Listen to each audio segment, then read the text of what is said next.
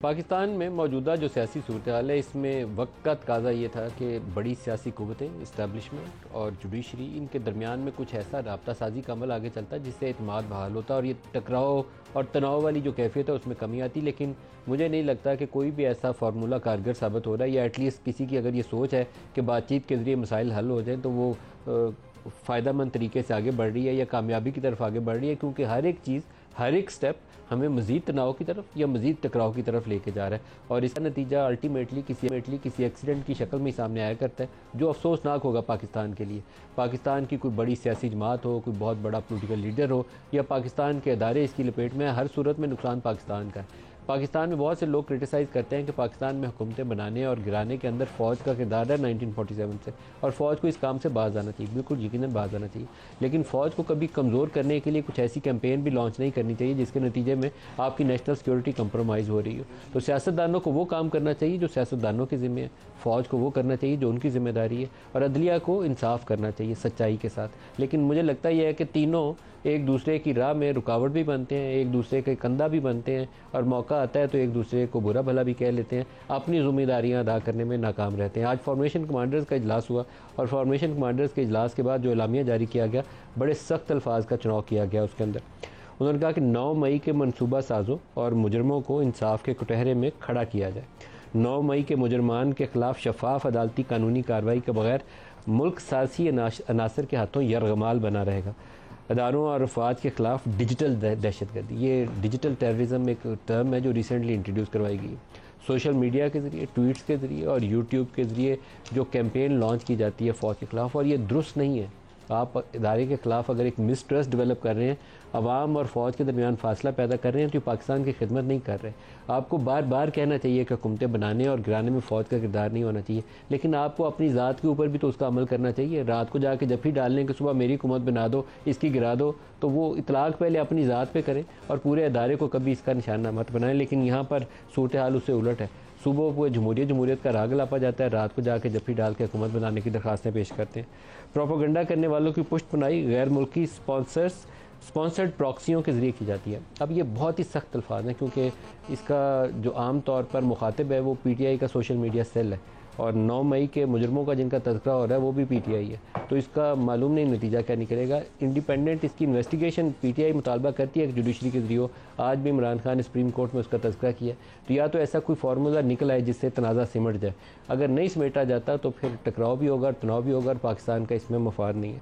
दूसरा, supreme court में मामला नैब तरामीम के हवाले से है, और नैब तरामीम के हवाले से जब मामला आएगा तो फिर गुज़श्ता रोज़ जो शहबाज शरीफ साहब ने बयान दिया, शहबाज शरीफ साहब ने अपने बयान के अंदर कहा था कि अदलिया के अंदर कुछ खाली भेड़ें इमरान खान की ज़मानत के लिए कुछ कोशिश कर रही हैं।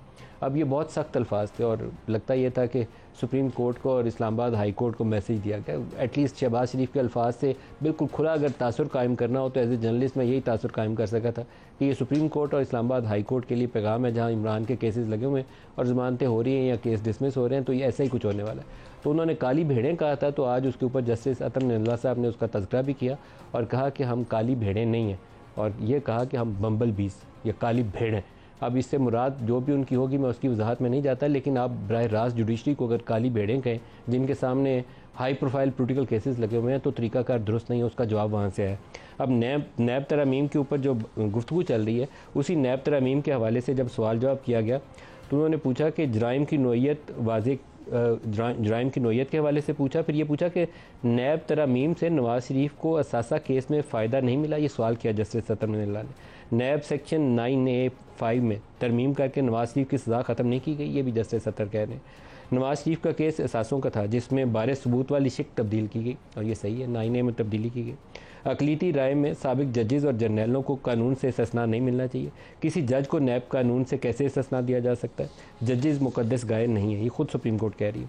फिर उन्होंने सुप्रीम कोर्ट के जो नैब ऑर्डिनेंस जारी किया था उसके ऊपर भी सवाल उठाए। उन्होंने कहा कि रिमांड को 14 से 40 दिन करने का मकसद क्या है, और ये बिल्कुल जायज़ सवाल है, क्योंकि अभी रिसेंटली इसको 14 रोज़ किया गया था और कहा जाता था काला कानून है, 90 रोज़ नैब की हिरासत में किसी को डाल दिया जाता है, ज़मानत भी नहीं होती, और उसको 14 रोज़ किया गया।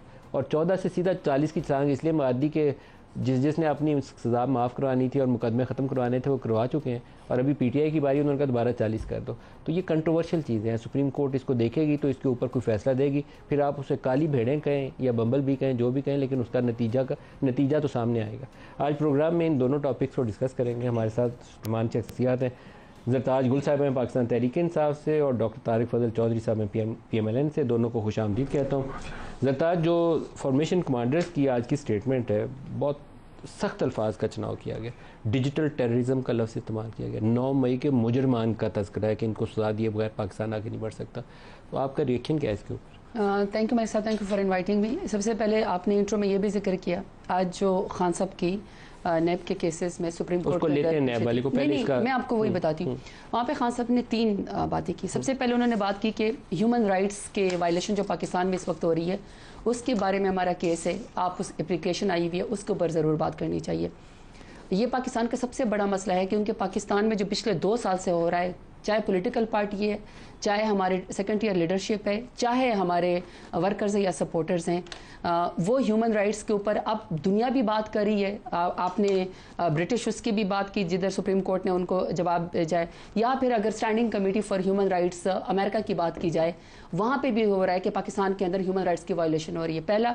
सेकेंड, उन्होंने कहा कि 8 मई को 8 फरवरी को जब 8 फरवरी को इंतखाबात हुए, इतने हॉस्टाइल सिचुएशन के बावजूद अगर आपने मुल्क में ह्यूमन राइट्स की वायलेशन ख़त्म करनी है, अगर आपने किसी को दबाना नहीं है, अगर आपने किसी को सज़ा नहीं देनी, आप चाहते हैं कि मुल्क आगे बढ़े, सही तरीके से आगे बढ़े, तो ज़ाहिर बात है उन नुमाइंदों को कुर्सी के ऊपर बैठना चाहिए जिनको अवाम ने वोट दिया। और 8 फरवरी को हमारा मैंडेट था, हमें वो वोट चोरी हुआ है। मैं इसी पर आ रही हूँ, मलिक साहब, मैं इसी के ऊपर आ रही हूँ। तीसरा, खान साहब ने कहा 9 मई के मुजरमान के खिलाफ शफाफ अदालती कार्रवाई, कानूनी कार्रवाई के बगैर मुल्क साजिशी अनासर के हाथों मेरी बात सुन, ये मैं आपको ये कह रही हूँ। मैंने तीसरा पॉइंट लिखा हुआ है कि खान साहब ने आज सुप्रीम कोर्ट में कहा है कि 9 मई की हमने इंक्वायरी के बारे में बात की है, क्योंकि बार बार मैं एक ही बात करती हूँ, चाहे जिस फोरम पे बैठी हुई हूँ, 9 मई के बेनिफिशरी पीटीआई नहीं है। 9 मई से पाकिस्तान तहरीक इंसाफ को नुकसान हुआ है। सबसे ज़्यादा अगर किसी पॉलिटिकल पार्टी के खिलाफ सबसे ज़्यादा मज़ालिम में तो हमारी पार्टी है। अब ये जो आपने फॉर्मेशन की बात की, आपने कमांड की फॉर्मेशन की बात की है, 9 मई का पता है क्या मलिक साहब, सबसे ज़्यादा नुकसान पाकिस्तान तहरीक इंसाफ को अगर हुआ है, मुल्क को भी नुकसान हुआ है।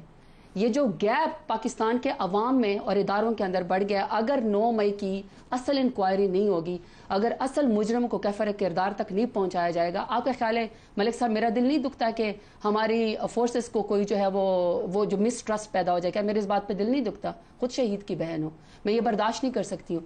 तो मैं सिर्फ ये कह रही हूँ कि जो नैरेटिव की जंग में एक्स के ऊपर पाबंदी लगा लेने से, किसी को डिजिटल दहशतगर्द कह देने से, या किसी को फेसबुक के ऊपर या व्हाट्सएप के ऊपर पाबंदी लगा देने से मसला हल नहीं होगा। इसका मसला सिर्फ आखिरी बात मलिक साहब, इसका मसला ये हल होगा कि जो असल मुजरिम है उनको अगर आप कैफर किरदार तक पहुंचाएंगे।